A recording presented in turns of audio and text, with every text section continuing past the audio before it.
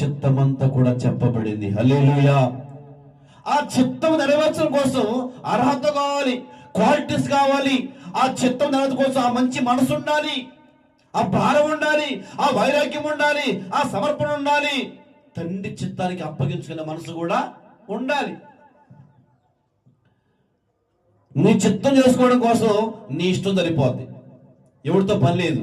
కానీ తండ్రి చిత్తం చేయాలంటే నీకు కొన్ని శ్రమలు, కొన్ని పోరాటాలు, కొన్ని ఇరుకులు, కొన్ని ఇబ్బందులు, కొన్ని రోగము, శరీరంలో బాధ ముళ్ళొచ్చబడింది.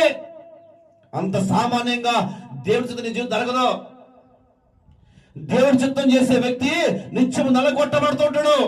నిత్యము నిందలు, అవమానాలు, పోరాటాలు, ఇరుకులు, ఇబ్బందులు, కష్టాలు మన వారి ద్వారాకి, మన కుటుంబ సభ్యుల ద్వారాకి, మన బంధువుల ద్వారాగా, మన స్నేహితుల ద్వారాగా, ఎంతో మంది ద్వారాగా ఆ మానవుడు, ఏ మానవుడు?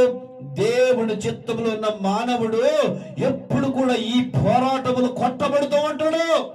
ఎందుకంటే తండ్రి చిత్తం చేసే వ్యక్తి నిత్యము ఎప్పుడు పోరాటాల మధ్యలో పెరుగులాడుతుంటాడు. ఆ పోరాటాలకి, ఈ దేవుడి చిత్తం చేసే వ్యక్తికి నిత్యము పోరాటము, యుద్ధము జరుగుతుంటది. అంతరంగ మందును, బాహ్య మందును, శరీరంతో, ఆత్మతోటి పోరాటం జరుగుతూ ఉంటది. ఎందుకు అనుకుంటున్నావు? నీవు తండ్రి చిత్తము చేయడం కోసం అప్పగించుకున్నావు. నీ చిత్తం జరగకూడదు. అయ్యా, ఈ భూలోకంలో నా ఇష్టము, నా కోరిక జరగకూడదు. నా మాట కాదు నీ మాటే, నా చిత్తము కాదు నీ చిత్తమే.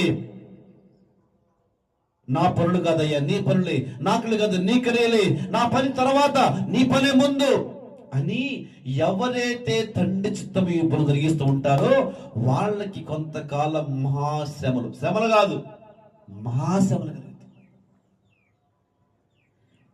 ఆ మహాశ్రమలు కలగడం కోసం అప్పగించుకుని వాళ్ళు మొదటి స్థానం మనకు కనబడే వ్యక్తి మన ప్రభువైన యేసుక్రీస్తు ప్రభువు వారు. హల్లెలూయా.